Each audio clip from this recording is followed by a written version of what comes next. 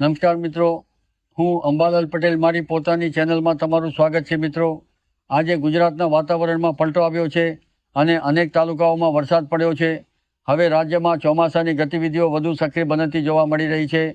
ખાસ કરીને બંગાળની ખાડી તરફ બનેલી હવામાન પ્રણાલીની અસરના કારણે અનેક વિસ્તારોમાં વરસાદી માહોલ જામ્યો છે અને આગામી દિવસોમાં પણ વધુ એકથી વધુ હવામાન પ્રણાલીઓ સક્રિય થવાની સંભાવનાઓ વ્યક્ત કરવામાં આવી રહી છે, જેના કારણે રાજ્યના વિવિધ ભાગોમાં સારો વરસાદ જોવા મળી શકે છે.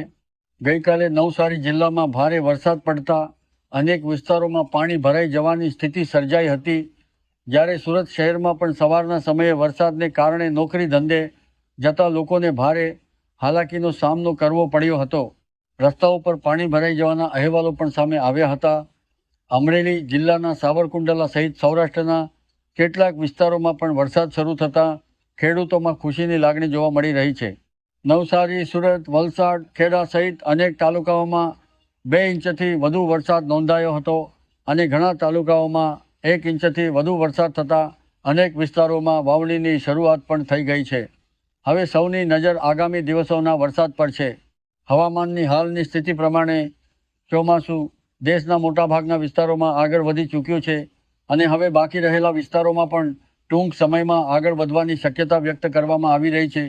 વિવિધ હવામાન નિષ્ણાતોના અનુમાન મુજબ આગામી થોડા દિવસો દરમિયાન ગુજરાતના અનેક વિસ્તારોમાં વાવણી લાયક સારો વરસાદ જોવા મળી શકે છે.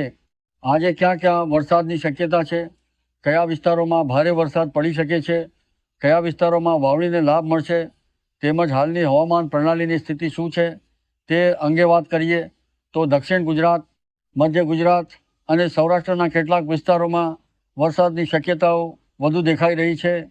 હવામાન વિભાગ દ્વારા આગામી દિવસો માટે કેટલાક જિલ્લાઓમાં ભારે વરસાદ અંગે ચેતવણીઓ પણ જાહેર કરવામાં આવી છે.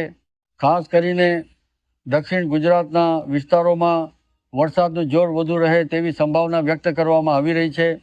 ત્યારબાદ વરસાદનો વિસ્તાર ઉત્તર ગુજરાત અને કચ્છના કેટલાક વિસ્તારો તરફ પણ આગળ વધી શકે છે.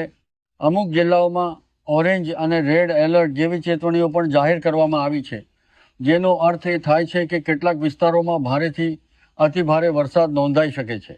દરિયાકાંઠાના વિસ્તારોમાં પવનની ગતિ પણ વધવાની શક્યતા હોવાથી માછીમારો અને દરિયાકાંઠે રહેતા લોકોને સાવચેતી રાખવાની સલાહ આપવામાં આવી રહી છે. જુલાઈ મહિનાના હવામાન અંગે જો વાત કરીએ તો કેટલાક વિસ્તારોમાં સામાન્ય કરતાં ઓછો વરસાદ રહેવાની શક્યતાઓ પણ વ્યક્ત કરવામાં આવી રહી છે.